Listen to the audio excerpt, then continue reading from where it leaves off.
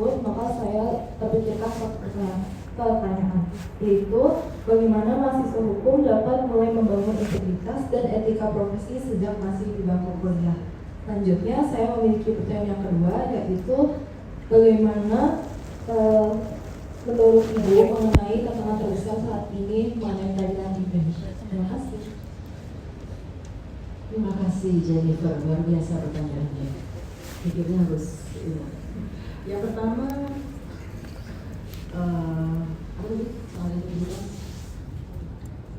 Cara mulainya bagi mahasiswa ini, karena saya baru menyampaikan ini ketika sudah di Komisi Judisial menyampaikan sama seperti para mahasiswa di sini waktu itu di UI, bahwa sebaiknya ketika mahasiswa pun sudah terekspos dengan kode etik.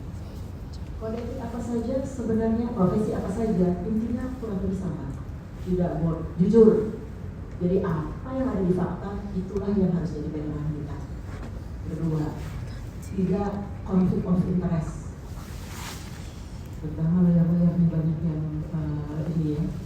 Kemudian yang ketiga adil.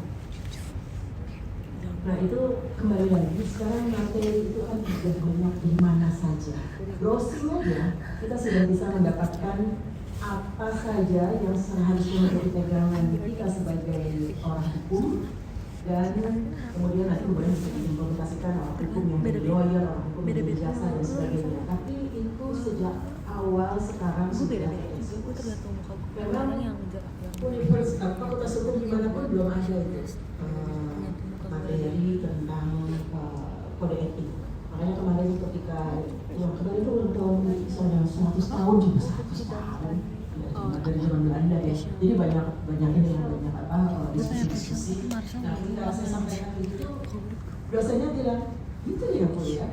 Menarik juga, nah makanya bikinlah mata kuliah itu tidak mata kuliah pilihan lah gitu. Artinya jangan setelah lulus masuk melalui kejaksaan. Kita sudah terekspos dengan segala macam hal di sana. Terus kita buat pegangan. Pegangan itu sekali lagi tidak perlu kita berpikir soal agama, kan perlu. Ini semata-mata kita bersikap profesional. Tanpa integritas tidak profesional pasti banyak melakukan pelanggaran yang potensi untuk nanti tidak ada sebenarnya dia aturannya sehari aja diistirahatin juga nggak apa-apa besoknya berjuang sih. Jadi sekali lagi sebenarnya memang sudah dipahami bekas jerawat gue tuh banyak banget semenjak itu gara-gara penegakan hukum di Indonesia. Oh ya, tantangan penegakan hukum di Indonesia sekali lagi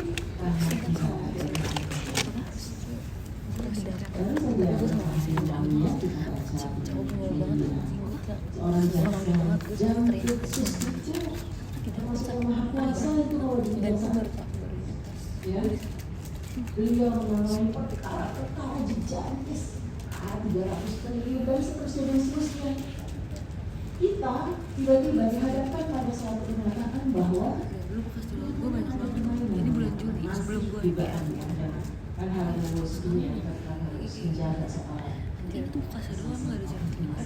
Tapi jika memang ke arah sana, betapa sedihnya kita ini.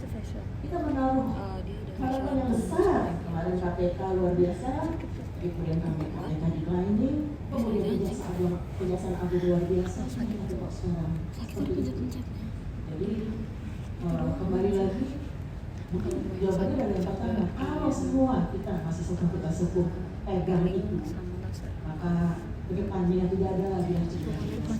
Bukan alasan sama pilih hakim jaksa gaji yang kecil itu memang tidak masuk akal.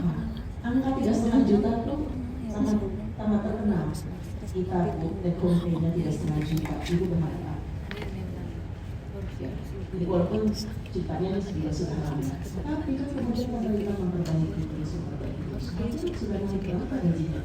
Sudah lebih besar jangan-jangan dari fresh graduate di tempatnya Pak Hendra. Di Lombok di sini tidak pernah di Jakarta.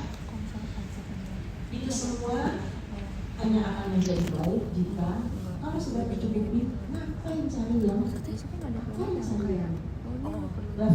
dengan Cambridge. Kalau bisa Kita klinik kayak gitu buat kan sampah konsultasi pada siapa? diri kita sendiri. Dokter nggak sih? Enggak, kalau yang dia mulia. tapi kalau misalnya gue tuh kan udah konsultasi ke dokter. Kalau misalnya kemarin gue mau konsultasi ke dokter, gue udah nyiapin apa yang Ya, kita semua gue hal gue tersebut dan masa depan ini kita cocok apa enggak. terutama di masa Jadi depan dia nggak akan hukum kita lebih-lebih. karena selama ini yang Iya, hancur orang tuh itu kayak hukum. ntar tiba-tiba Karena disuruh malu kita jadi kadang dia tuh ngelebihin karena dia ngerasa kita nggak tahu apa gitu loh. Main di sehingga Lu jangan tulisan fakultas hukum tapi ini waktu itu di RH. dimuliakan. Tapi dari sini gimana ya? Ini tuh bukan jerawat juga ya. Iya, Ini terima tidak kasih Bu Sukma. buat Mungkin izin saya untuk menyimpulkan jawaban dari Bapak Ibu yang sudah ditanyakan. Sebagai mahasiswa hukum, kalian teman-teman penerus penegak hukum, jangan lupa untuk pertahankan dan kembangkan yang pertama kejujuran, keadilan, integritas, inisiatif, kemudian bisa memanfaatkan waktu dengan baik dan berani keluar dari comfort zone kalian. Karena adanya keterbatasan waktu, jadi teman-teman mungkin yang masih mau bertanya bisa disimpan untuk next kesempatan. Untuk closing statement dari talk show kita pada hari ini, Bapak Ibu, kira-kira pesan apa yang Bapak Ibu mau berikan kepada junior-junior di sekolah hari ini? Mungkin boleh dimulai dari Bu Sukma. Baik. Yang pertama manfaatkan waktu. Ini sebenarnya sudah dibicarakan juga oleh yang berbicara lainnya. Waktu itu emas, manfaatkan dan manfaatkan bagaimana tadi Pak Hendra juga sudah sampaikan. Duit apa saja yang menjadikan kita unggul. Ya rasa cuma itu. Dan yang soal integritas sudah pastilah. Terima kasih Bu Sukma. Kalau dari saya, mumpung sekarang dengan teknologi informasi yang semakin luas, maksimalkan. Kalau sekarang mungkin bisa kita belajar bahasa yang nggak perlu harus onsite ya, dengan online banyak. Itu kita serap semua ilmu yang ada. Kemudian selama di bangku kuliah, ya enjoy to the fullest. Tapi tetap bukan cuma enjoy untuk main aja, enjoy belajarnya. Dan ya itu jangan nyontek karena akan terlihat nilai di kertas itu tidak akan artinya pada saat keluar dari kampus, kalian kerja, kalian magang, itu akan kelihatan aduh kok ini jomplang banget ya, IPK-nya 3,8 tapi ditanya ini nggak ngerti, ditanya itu nggak ngerti ya. Nggak perlu nyontek, kalau belajar pasti bisa kok. Itu pesan saya. Saya nggak nyontek loh waktu di UPH. Silakan Pak Indro. Jadi gini kawan-kawan, pesan terakhir saya ini. Saya baru tahu ternyata kalian ini semua fakultas hukum ya. Jadi pesan saya, kalau temenmu nggak bilang kamu itu terlalu lurus, oh, ada kan? Itu terlalu lurus lah orang itu terlalu lempeng lah orang itu. Kalau temenmu nggak bilang kamu kayak gitu, udah kamu jangan masuk dunia hukum nanti. Kamu kerja aja jadi karyawan atau dunia bisnis. Dunia hukum hanya untuk orang-orang yang terlalu lurus tadi itu, yang orang lempeng punya integritas tinggi, supaya Indonesia bagus gitu loh. Jadi kalau temanmu belum ada yang ngomong gitu, udah mulai mikir ntar aku jadi apa ya? Jangan mikir jadi notaris, jangan mikir jadi lawyer, mikir jadi lainnya aja. Kalau kamu masih buang sampah sembarangan dan kamu merasa itu biasa aja, udah jangan mikir masuk dunia hukum, rusak Indonesia karena kena orang-orang kayak kamu. Oke, setuju? Setuju. Terima kasih. Sebenarnya benar banget loh. Oke, kalau saya mungkin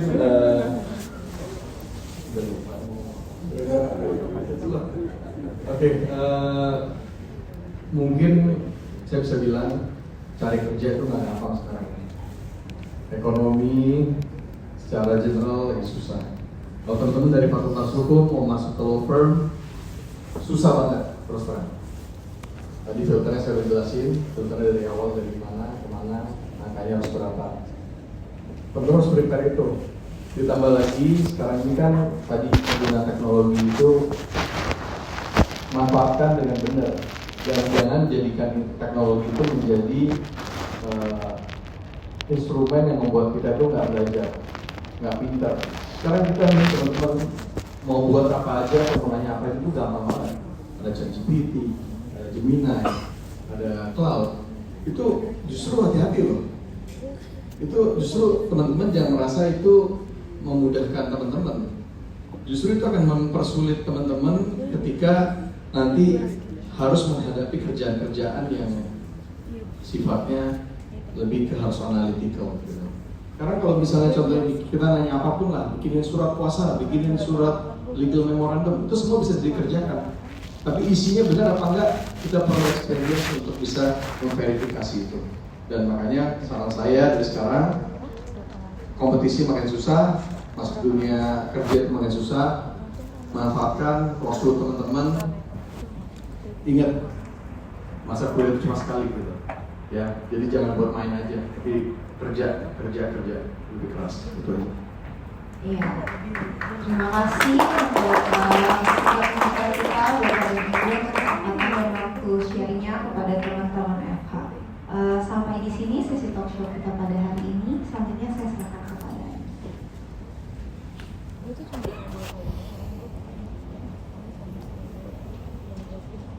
Baik, terima kasih kepada Ibu Felinda selaku moderator dan para narasumber atas sesi talk show yang sangat inspiratif. Selanjutnya akan dilakukan pemberian penghargaan oleh Aldian Perez Elisapata kepada moderator dan para narasumber sebagai bentuk apresiasi atas waktu, wawasan, serta inspirasi yang telah diberikan. Untuk itu, kami mengundang Aldian untuk memberikan penghargaan.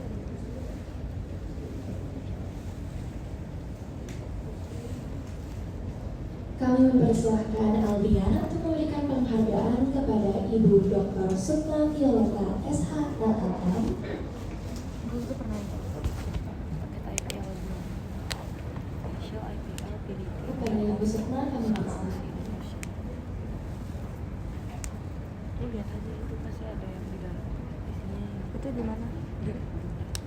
Dia tuh enggak ini